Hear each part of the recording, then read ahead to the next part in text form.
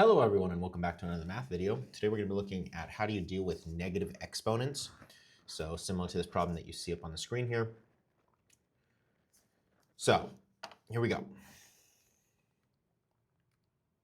It says which is equal to 9 to the negative third. And so the way this works is we need to show some of the invisible ones. Here's what I mean. 1 times 9 to the negative third over 1. All right, these and these are the same, okay?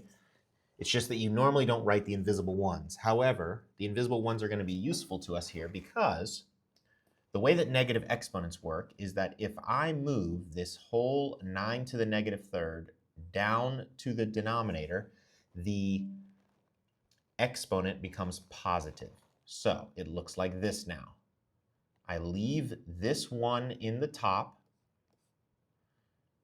There's 1 in the bottom, and then I move the whole 9, and it's now to the positive third, right? Because when you switch it in a fraction, the exponents change sign. They switch from positive to negative or negative to positive. And now, final answer is this.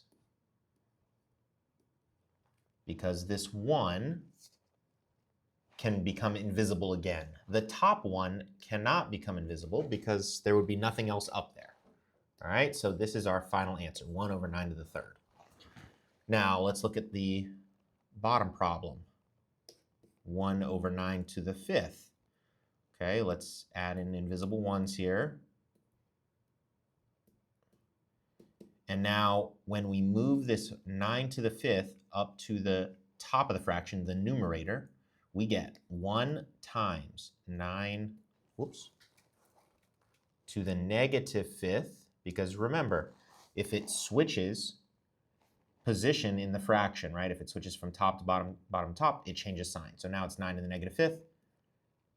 And now we can get rid of some of these. In fact, we can get rid of both invisible ones. So our final answer is just 9 to the negative fifth.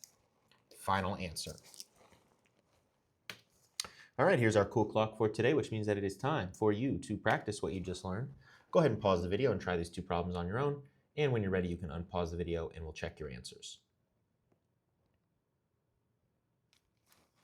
Okay, now that you've had time to work these problems, let's check your solutions.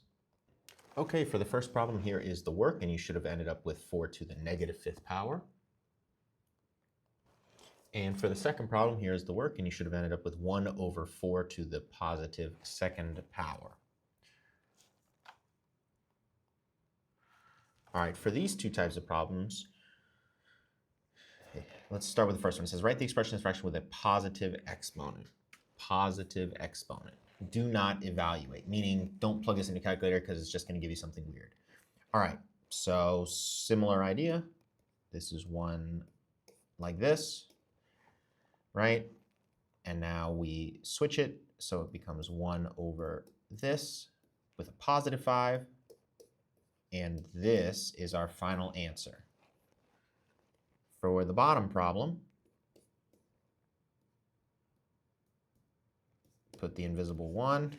Okay, that fraction looks too ugly. Let's fix it. There we go. Equals. And then when we switch it up, this becomes negative 94 over 1. And actually here, all of the invisible ones disappear, so it's just 21 to the negative 94th power. All right, let's go ahead and practice what you just learned. Go ahead and pause the video and try these two problems on your own. And when you're ready, you can unpause the video and we'll check your answers.